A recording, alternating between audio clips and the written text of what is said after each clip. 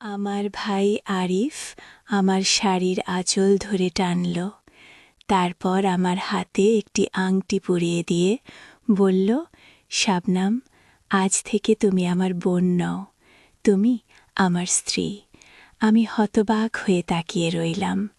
শতকাল আকাশের সাদা মেঘের ভেলা, বাংলাদেশের চট্টগ্রামের একটি পাহাড়ি গ্রাম। আমাদের বাড়ি একটা টিলার ওপর, নিচে ছোট্ট একটা জলাশয়, দূরে কর্ণফুলী নদী, নদীর বুকে নৌকার সারি, বাড়ির চারপাশে কাঁঠাল গাছ, সুপারি গাছ আর বাঁশচাঁদ। আকাশে বাজ পাখি ঘুরছে। আমাদের বাড়ির পেছনে একটা ছোট্ট মসজিদ, সেখান থেকে আজানের শব্দ ভেসে আসছে। এই গল্পটি সম্পূর্ণ শুনলে আপনাদের পানি অটোমেটিক বের হয়ে যাবে। সো যত দ্রুত সম্ভব হাতের কাছে টিস্যু নিয়ে বসে পড়ো। বিছানার চাদর যেন নষ্ট না হয় সেটা সম্পূর্ণ খেয়াল রাখার অনুরোধ জানিয়ে গল্পটি এখন শুরু করব। তার আগে সর্বশেষ অনুরোধ, দয়া করে এমন পানি বের করার গল্প নিয়মিত শুনতে আমাদের চ্যানেলটি সকলেই সাবস্ক্রাইব করুন। ধন্যবাদ। আমার ভাই আরিফ আর আমি বহুদিন ধরে একসাথে থাকি। আমার বয়স ২০, আরিফের বয়স ২৩। আমাদের বাবা মা দুজনেই মারা গেছেন এক সড়ক দুর্ঘটনায়। আমরা তখন খুব ছোট ছিলাম। আমাদের দাদা দাদি মানুষ করেছেন, তারাও চলে গেছেন কিছুদিন আগে। আরিফ পাহাড়ি এলাকায় গাইড হিসেবে কাজ করে, আমি বাড়িতে বসে কাঁথা সেলাই করি। সেদিন সন্ধেবেলা আমি হান্ডা আড়েছিলাম। হঠাৎ আরিফ এলো এবং আমার হাত ধরে বাইরে টেনে নিয়ে গেল। তার চোখে আমি দেখলাম এক অদ্ভুত চাহনি, যা একজন ভাইয়ের চোখে থাকা উচিত নয়। আমার হাতে আংটি দেখে আমি আঁতকে উঠলাম। এটা কি করছো তুমি আরিফ? তুমি কি পাগল হয়ে গেছ? আমার কণ্ঠ কাঁপছিল। আরিফের চোখে এক অদ্ভুত আলো বলছিল যেন সে আমাকে চিনতেই পারছে না। শাবনাম, তুমি কিছুই বুঝতে পারছ না। আমাদের সময় নেই, আমাদের এখনই পালাতে হবে। আরিফ যেন অন্য কোনো মানুষ হয়ে গেছে। তার কথা শুনে আমার বুকের ভেতরটা হিম হয়ে গেল। কেন? কোথায় যাব আমরা? কি হয়েছে বলো তো?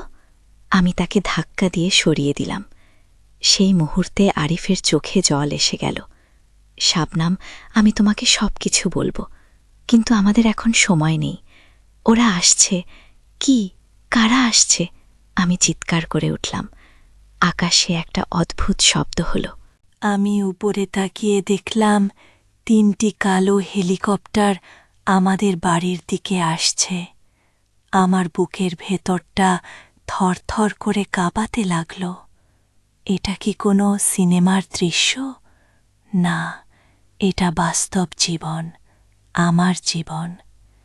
শাবনাম, এই আংটিটা যে কোনো মূল্যে হারিও না।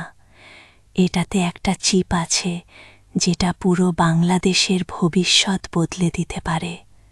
আমার বন্ধু নাবিল এটা আমাকে দিয়ে গেছে কাল রাতে। তারপর থেকে ওরা তার পেছনে লেগেছে। আজ সকালে নাবিলের লাশ পাওয়া গেছে কর্ণফুলী নদীর পাড়ে। আমি হতবাক হয়ে আরিফের দিকে তাকালাম। ওদিকে হেলিকপ্টারগুলো ক্রমশ কাছে আসছিল।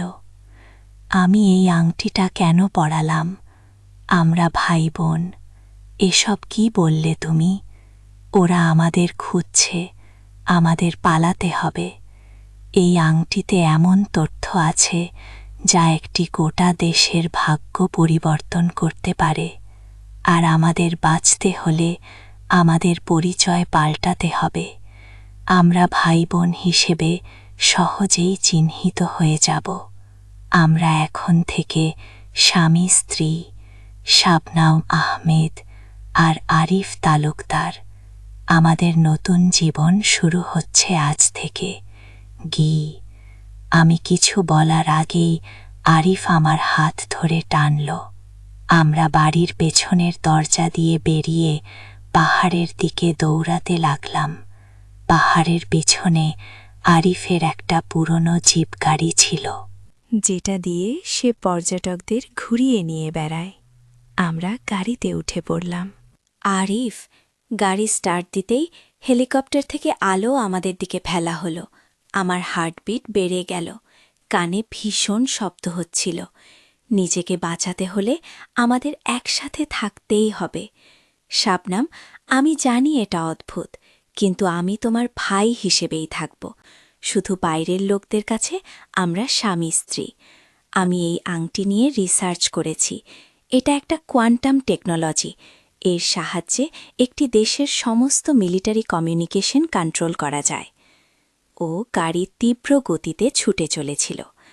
আরিফ পাহাড়ি রাস্তার সব শর্টকাট চিনত। সে গাড়ি চালাচ্ছিল এমনভাবে যেন তার জীবনের সব অভিজ্ঞতা সে ব্যবহার করছে।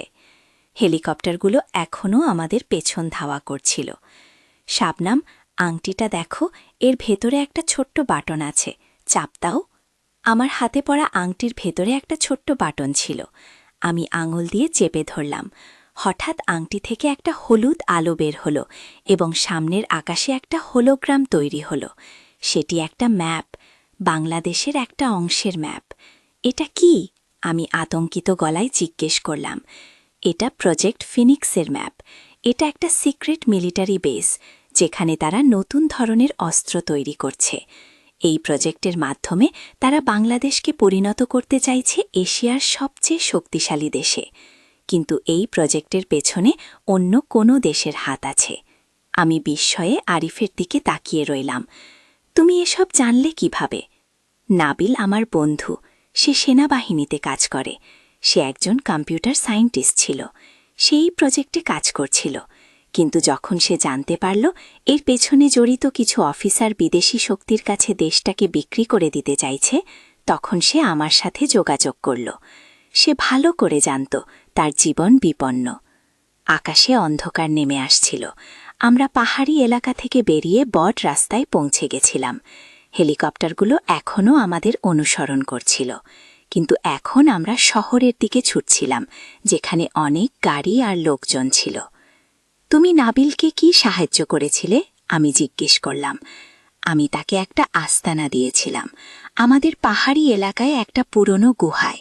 সে সেখানে লুকিয়েছিল, কিন্তু কেউ তাকে খুঁজে বের করেছে। আমি জানি না কিভাবে, কিন্তু তারা তাকে মেরে ফেলেছে। সে মারা যাওয়ার আগে আমাকে এই আংটিটা দিয়ে গেছে। বলেছে আমি যেন ঢাকায় সাইফার নামে একজন লোকের সাথে যোগাযোগ করি। সাইফার আসলে কে আমি জানি না কি। আমরা ছুটে চলছিলাম। আমার মন ভয় আর উত্তেজনায় ভরে গেছিল। আমার পুরো জীবন উল্টে গেছে। কয়েক ঘন্টা আগেও আমি ছিলাম শাবনাম, একজন সাধারণ মেয়ে। আর এখন আমি একটা দেশের ভবিষ্যৎ বহন করছি আমার হাতে। আমার ভাই আরিফ হঠাৎ করে পরিণত হয়েছে একজন রহস্যময় ব্যক্তিতে। আমরা কোথায় যাচ্ছি? আমি জিজ্ঞেস করলাম। ঢাকা। আমাদের এই রাতেই ঢাকা পৌঁছাতে হবে। আমার কাছে দুটো ফেক আইডি কার্ড আছে, নাবিল আমাকে দিয়েছিল। তাতে আমরা স্বামী স্ত্রী, আরিফ তালুকদার আর শাবনাম তালুকদার। সাইফারকে খুঁজে বের করতে হবে। গাড়ি ছুটে চলেছিল। হেলিকপ্টারগুলো আমাদের দৃষ্টি থেকে হারিয়ে গেছিল, কিন্তু আমি জানতাম আমরা এখনও নিরাপদ নই। আরিফ, তুমি আমাকে বল, এই আংটিতে আসলে কি আছে? এটা একটা কোয়ান্টাম কি শাবনাম? এটা দিয়ে বাংলাদেশের সমস্ত মিলিটারি ইনফ্রাস্ট্রাকচার কন্ট্রোল করা যায়। যদি এটা ভুল হাতে পড়ে, তাহলে বাংলাদেশের সব মিলিটারি সিস্টেম, সব মিসাইল, সব রাডার সিস্টেম, সব কমিউনিকেশন নেটওয়ার্ক বন্ধ হয়ে যাবে। একটা বিদেশি শক্তি চাইছে এই আংটি, যাতে তারা বাংলাদেশকে কন্ট্রোল করতে পারে। কি? আমার মনে প্রশ্ন আসছিল, একটার পর একটা। আমাদের দেশের কেউ কি তাদের সাহায্য করছে? হ্যাঁ, দেশের ভেতরেই কিছু বিশ্বাসঘাতক আছে, যারা দেশকে বিক্রি করে দিতে চাইছে। তাদের নেতা হল জেনারেল জিয়াউল হক, যিনি মিলিটারি ইন্টেলিজেন্সের প্রধান। নাবিল আমাকে বলেছে জেনারেল জিয়াউল হক সেকেন্ড ক্রিয়েটর নামে একটা সিক্রেট গ্রুপ তৈরি করেছেন। তারা চাইছে বাংলাদেশে একটা সামরিক অভ্যুত্থানের মাধ্যমে ক্ষমতা দখল করতে এবং তারপর দেশটাকে একটা বিদেশি শক্তির হাতে তুলে দিতে। আমরা ঢাকার দিকে ছুটে চলছিলাম। রাত গভীর হচ্ছিল, আমার চোখে ঘুম আসছিল, কিন্তু আমার মন ছিল বিক্ষুব্ধ। আমি ভাবছিলাম, কেন আমার জীবনে এই বিপদ নেমে এলো? একজন সাধারণ মেয়ে আমি, যে শুধু কাঁথা সেলাই করে, তার হাতে কেন একটা দেশের ভবিষ্যৎ? আরিফ গাড়ি চালিয়ে যাচ্ছিল। সে যেন নতুন একজন মানুষ হয়ে গেছে, তার চোখে এক নতুন দৃঢ়তা। আমি ভাবছিলাম, এই আরিফ কি সেই আরিফ যার সাথে আমি সারা জীবন কাটিয়েছি, নাকি সে সবসময় এই রহস্য লুকিয়ে রেখেছিল? আরিফ, তুমি কি সত্যিই শুধু একজন পাহাড়ি গাইড, নাকি তুমি অন্য কিছু? আরিফ একটু হাসল। আমি সত্যিই একজন পাহাড়ি গাইড শাবনাম, কিন্তু এর পাশাপাশি আমি একজন সাংবাদিকও। আমি একটা অনলাইন নিউজ পোর্টালের জন্য লিখি, ট্রুথ আনকাভার্ড নামে। আমি সরকারের বিভিন্ন দুর্নীতি, বিশেষ করে মিলিটারি কর্মকর্তাদের দুর্নীতি নিয়ে লিখি। তাই আমি নাবিলের সাথে যোগাযোগে ছিলাম বহুদিন ধরে। সে আমাকে তথ্য দিত, আমি সেই তথ্য প্রকাশ করতাম, তবে আমি কখনো তার নাম প্রকাশ করিনি। কি, আমাকে কেন আগে বলনি? তোমাকে রক্ষা করার জন্য। যত কম জন্ম তত নিরাপদ থাকবে। কিন্তু এখন সব বদলে গেছে। আমরা এখন একসাথে এই বিপদের মধ্যে আছি। আমি বাইরের দিকে তাকালাম। রাতের আকাশে তারা জ্বল করছিল। আমরা ঢাকার দিকে যাচ্ছিলাম, এক নতুন জীবনের দিকে, এক অজানা ভবিষ্যতের দিকে। শাবনাম, শোনো, আরিফ বলল, আমরা ঢাকায় পৌঁছনোর পর আমাদের অতি সতর্ক থাকতে হবে। তারও সাথে আমাদের আসল পরিচয় শেয়ার করা যাবে না। আমরা স্বামী স্ত্রী, এটাই আমাদের পরিচয়। আমরা ঢাকায় ঘুরতে এসেছি, এটাই আমাদের কাভার স্টোরি। আমরা থাকব একটা ছোট হোটেলে, গ্রিন ভিউ নামে। নাবিল আমাকে বলেছিল সেখানে একজন ম্যানেজার আছে যাকে সে বিশ্বাস করে। কি, আমি ভয় পাচ্ছি আরিফু? আমিও শাবনাম, কিন্তু আমাদের এই মিশন সম্পন্ন করতেই হবে। আমাদের দেশকে বাঁচাতে হবে। গাড়ি ছুটে চলছিল রাতের আধারে। আমার মন ভরেছিল আশঙ্কায় আর উত্তেজনায়। আমি জানি না আমাদের ভবিষ্যৎ কি। আমি জানি আমরা আর আগের মতো থাকব না। ঢাকা শহরে আমরা পৌঁছালাম ভোরবেলা। রাস্তায় অল্প অল্প লোকজন। শহর এখনও ঘুম থেকে জাগেনি। আরিফ গাড়ি চালিয়ে নিয়ে গেল মিরপুর এলাকায়, একটা ছোট্ট গলির ভেতরে, যেখানে দাঁড়িয়েছিল গ্রিন ভিউ হোটেল। হোটেলে ঢুকতেই আমরা দেখলাম রিসেপশনে একজন বয়স্ক লোক বসে আছে। তার মাথায় পাতলা চুল, চোখে চশমা। আরিফ তার দিকে এগিয়ে গেল। আসসালামু আলাইকুম, আমরা একটা রুম চাই। আরিফ বলল। ওয়ালাইকুম আসসালাম স্যার, সিঙ্গেল নাকি ডাবল? লোকটি জিজ্ঞেস করল। ডাবল, আমরা স্বামী স্ত্রী গো। লোকটি আমাদের দিকে একবার তাকিয়ে আবার নিজের কাজে মনোযোগ দিল। আপনাদের আইডি কার্ড দেখাতে হবে স্যার। ও, আরিফ পকেট থেকে দুটো আইডি কার্ড বের করল। লোকটি সেগুলো দেখে হালকা চমকে উঠল, তারপর আমাদের দিকে তাকালো। আপনারা নাবিলের বন্ধু? সে ফেসফেস করে জিজ্ঞেস করল। আরিফ মাথা নাড়ল। হ্যাঁ, আমি আরিফ, এ আমার স্ত্রী শাবনাম। লোকটি উঠে দাঁড়াল। আমি কামাল, এই হোটেলের ম্যানেজার। নাবিল আমার ভাগ্নে ছিল। সে আর নেই, তাই না? আরিফ মাথা নাড়ল। দুঃখিত। কামাল আমাদের ইশারা করল তার পেছনে আসতে। আমরা হোটেলের সিঁড়ি দিয়ে উপরে উঠলাম। তৃতীয় তলায় সে একটা ঘরের দরজা খুলে দিল। আপনারা এখানে থাকুন, কেউ জানবে না আপনারা এখানে আছে। আমি আপনাদের খাবার পাঠিয়ে দেব। আর আপনারা সাইফারকে খুঁজছেন, তাই না? আরিফ অবাক হয়ে তাকাল। তুমি জানো সাইফারকে? কামাল হাসল। সাইফার আমাদের নেটওয়ার্কের প্রধান। নাবিল তার হাতের নিচে কাজ করত। সাইফার একজন সাবেক মিলিটারি অফিসার, যিনি এখন গোপনে কাজ করেন দেশের স্বার্থে। তিনি জানেন জেনারেল জিয়াউলের ষড়যন্ত্রের কথা। গো, তুমি আমাদের তার সাথে যোগাযোগ করিয়ে দিতে পারবে? আরিফ জিজ্ঞেস করল। হ্যাঁ, আমি তাকে খবর দেব। তিনি নিশ্চয়ই আপনাদের সাথে যোগাযোগ করবেন। আপাতত আপনারা বিশ্রাম নিন। গো, কামাল চলে গেল। ঘরে শুধু আমি আর আরিফ। ঘরটা ছোট, একটা ডাবল বেড, একটা ড্রেসিং টেবিল, একটা বাথরুম। জানালা দিয়ে ঢাকার ব্যস্ত রাস্তা দেখা যাচ্ছিল। এখন কি করব আমরা? জিজ্ঞেস করলাম। অপেক্ষা করব, আরিফ জবাব দিল। আমরা অনেক দীর্ঘ যাত্রা করেছি, একটু বিশ্রাম নাও। আমি বাথরুমে গেলাম, মুখ ধুলাম। আয়নায় নিজের দিকে তাকিয়ে দেখলাম আমার চোখে ক্লান্তি। আমার হাতে তখনও সেই আংটি। এত ছোট্ট একটা জিনিস, কিন্তু কত বড় বিপদ নিয়ে এসেছে আমাদের জীবনে। বাথরুম থেকে বেরিয়ে এসলাম। আরিফ জানালার পাশে দাঁড়িয়ে বাইরে দেখছিল। কিছু সন্দেহজনক দেখছ? আমি জিজ্ঞেস করলাম। না, এখন পর্যন্ত সব স্বাভাবিক মনে হচ্ছে।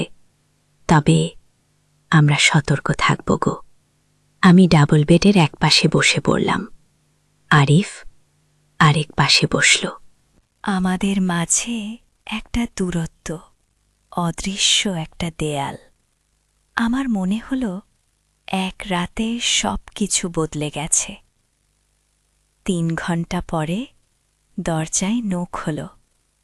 আরিফ উঠে গিয়ে দরজা খুলল। কামাল ছিল, হাতে একটা ফুড ক্যারিয়ার। আপনাদের জন্য খাবার আর সাইফারের খবর পেয়েছি। তিনি আপনাদের দেখা করতে চান, কিন্তু এখানে নয়, অন্য জায়গায়। ও, কোথায়? আরিফ জিজ্ঞেস করল। ধানমন্ডি লেকের পাশে, লেক ভিউ রেস্টুরেন্টে, বিকেল 4টায়। এটা একটা পাবলিক জায়গা, তাই আপনারা নিরাপদ থাকবেন। ভিড়ের মধ্যে কেউ আপনাদের টার্গেট করতে পারবে না আগে। আরিফ মাথা নাড়ল। ঠিক আছে, আমরা যাব। কামাল চলে গেলে আমরা খাবার খেলাম। পরোটা, ডাল, ডিম ভাজি। খুব সাধারণ খাবার, কিন্তু আমাদের জন্য অমিত। আমরা কি সাইফারকে বিশ্বাস করতে পারি? আমি জিজ্ঞেস করলাম। আমরা কাউকেই বিশ্বাস করতে পারি না শাবনাম। আমরা শুধু সতর্ক থাকব। আংটিটা তোমার কাছে আছে তো? আমি হাত তুলে দেখালাম। আংটিটা আমার আঙুলে ছিল। আমি এটা কখনোই খুলব না। আগে বিকেল 4টার দিকে আমরা বেরোলাম। হোটেল থেকে একটা রিকশা নিয়ে ধানমন্ডির দিকে রওনা দিলাম। আরিফ চারদিকে তাকাচ্ছিল, সতর্ক দৃষ্টি। ধানমন্ডি লেক, ঢাকার বুকে একটু টুকরো শান্তি। চারপাশে গাছ পাখি, সবুজ, জলে নৌকা ভাসছে, লোকজন হাঁটাহাঁটি করছে। আমরা লেক ভিউ রেস্টুরেন্টে ঢুকলাম। ভেতরে অনেক ভিড় ছিল। সব টেবিলে লোকজন বসে আছে, কেউ খাচ্ছে, কেউ গল্প করছে। আমরা একটা খালি টেবিলে বসলাম। আরিফ ওয়েটারকে 2 কাপ চা অর্ডার দিল। সাইফার কাকে চিনব আমরা? ফিসফিস করে জিজ্ঞেস করলাম। সে আমাদের চিনবে, আরিফ জবাব দিল। 5 মিনিট পর একজন বয়স্ক ভদ্রলোক আমাদের টেবিলের কাছে এলেন। পরনের সাদা পাঞ্জাবি, মাথায় টুপি, দাড়ি পাকা, চোখে কালো চশমা। আমি কি বুঝতে পারি? তিনি জিজ্ঞেস করলেন। আরিফ মাথা নাড়ল। ভদ্রলোক বসলেন। আমার নাম আব্দুল্লাহ, কিন্তু আপনারা আমাকে সাইফার নামে চেনেন। আরিফ ভদ্রলোকের দিকে তাকালো। নাবিল আমাকে বলেছিল আপনার সঙ্গে যোগাযোগ করতে। গো, নাবিল আমার শ্রেষ্ঠ এজেন্টদের একজন ছিল। তার মৃত্যুতে আমরা একজন ভালো দেশপ্রেমিককে হারালাম। আপনাদের কাছে আংটিটা আছে, তাই না? আমি আমার হাত টেবিলের ওপর রাখলাম। আংটিটা দেখতে পাচ্ছিল। সাইফার হাসলেন। ভালো, আমরা এই আংটিটা খুব সাবধানে রাখতে হবে। এটা আমাদের দেশের ভবিষ্যৎকে। আপনি আমাদের সব কথা বিশ্বাস করছেন? আমি জিজ্ঞেস করলাম।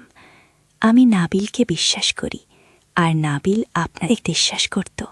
সাইফার উত্তর দিলেন, আমরা খুব কম সময়ে অনেক বড় একটা অপারেশন চালাতে যাচ্ছি। জেনারেল জিয়াউল হক আগামীকাল রাতে একটি অভ্যুত্থানের পরিকল্পনা করেছেন। আমাদের সেটা ঠেকাতে হবে গুল। অভ্যুত্থান? আরিফ চমকে উঠল। হ্যাঁ, জেনারেল জিয়াউল এবং তার দল সেকেন্ড ক্রিয়েটর চাইছে বাংলাদেশের সরকারকে উৎখাত করে নিজেদের ক্ষমতায় বসাতে। তারপর তারা চীনি সাহায্যে একটি সাময়িক শাসন প্রতিষ্ঠা করবে। বাংলাদেশ হবে চীনের একটি দখলকৃত দেশ, যেখান থেকে তারা ভারতকে নিয়ন্ত্রণ করার চেষ্টা করবে। আমরা স্তব্ধ হয়ে গেলাম। এত বড় ষড়যন্ত্র! আমরা কি করতে পারি? আরিফ জিজ্ঞেস করল। আপনাদের হাতে আংটিটা আছে। এটা একটা কোয়ান্টাম কি, যেটা দিয়ে সারা দেশের মিলিটারি কমিউনিকেশন কন্ট্রোল করা যায়। আপনাদের এই আংটিটা নিয়ে আমাদের সিক্রেট বেসে যেতে হবে, যেখানে আমরা এটা ব্যবহার করে জেনারেল জিয়াউলের প্ল্যান বানচাল করব গো। সিক্রেট বেস কোথায়? আমি জিজ্ঞেস করলাম। সোনারগাঁওয়ে একটা পুরনো বাড়িতে। আমরা সেখানে যাব রাত 10টায়। আপনারা রেডি? আমরা মাথা নাড়ালাম।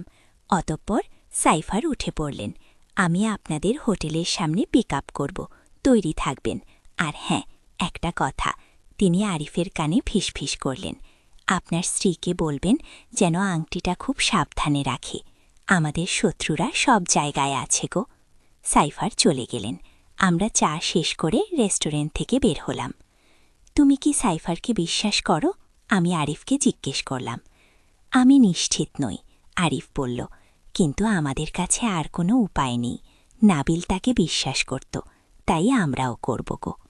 আমরা রিকশা নিয়ে হোটেলে ফিরে গেলাম। হোটেলে ফিরে আমরা দেখলাম রিসেপশনে কামাল নেই, অন্য একজন লোক বসে আছে। আমরা উপরে আমাদের রুমে উঠে গেলাম। রুমে ঢুকতেই আমি টের পেলাম কিছু একটা ঠিক নেই। আমাদের জিনিসপত্র অন্যরকম সাজানো ছিল, যেন কেউ এসেছিল। আরিফও বুঝতে পারল। সে ইশারা করল চুপ থাকতে। সে বাথরুমটা চেক করল, আলমারিগুলো দেখল। তারপর আমার কাছে এসে ফিসফিস করল, কেউ আমাদের রুমে ঢুকেছিল, সব কিছু সার্চ করেছে। আমরা এখানে নিরাপদ নই। আমরা কি করব? আমরা এখনই হোটেল ছেড়ে চলে যাব, না রাত 10টা পর্যন্ত অপেক্ষা করব? না, আমরা সোনারগাঁওয়ে নিজেরাই চলে যাব। আমরা দ্রুত আমাদের জিনিসপত্র নিয়ে হোটেল থেকে বেরিয়ে পড়লাম। আমরা সোজা হোটেলের পেছনের দরজা দিয়ে বের হয়ে গেলাম, যাতে কেউ আমাদের না দেখে। হোটেলের পেছনে একটা গলি ছিল। আমরা সেই গলি ধরে হাঁটতে লাগলাম। রাস্তায় লোকজন কম ছিল, সন্ধ্যা ঘনিয়ে আসছিল। আমরা কিভাবে সোনারগাঁও যাব? আমি জিজ্ঞেস করলাম। বাস ধরব? আমাদের কাছে যথেষ্ট টাকা আছে কি?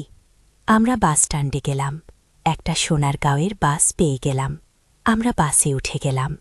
বাস ঢাকা শহর ছেড়ে সোনারগাঁওয়ের দিকে যাচ্ছিল। বাইরে অন্ধকার ঘনিয়ে আসছিল। আমি জানালা দিয়ে বাইরে তাকিয়েছিলাম। আকাশে তারা জ্বল করছিল। আমাদের সাবধানে থাকতে হবে, আরিফ ফিসফিস করে বলল।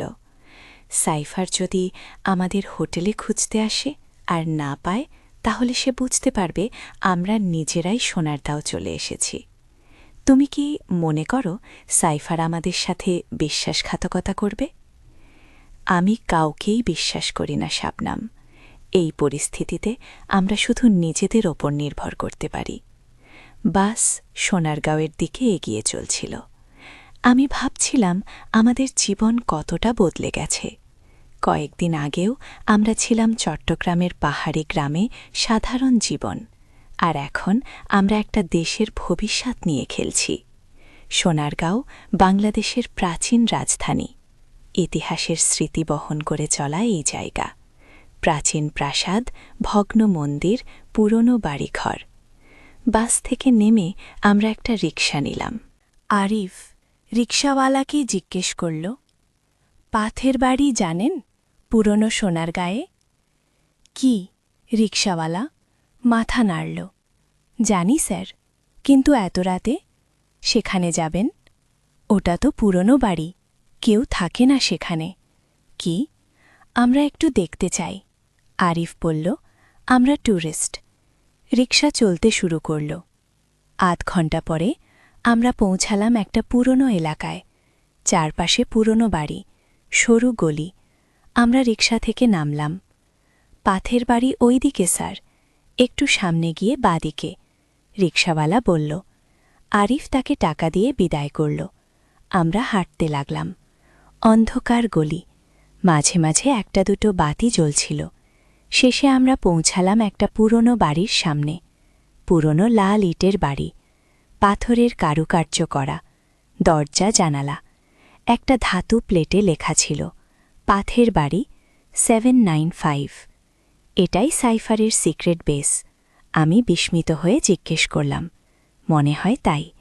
আমরা ভেতরে যাব, তবে সতর্ক থাকো গো। আমরা দরজার কাছে গিয়ে দাঁড়ালাম।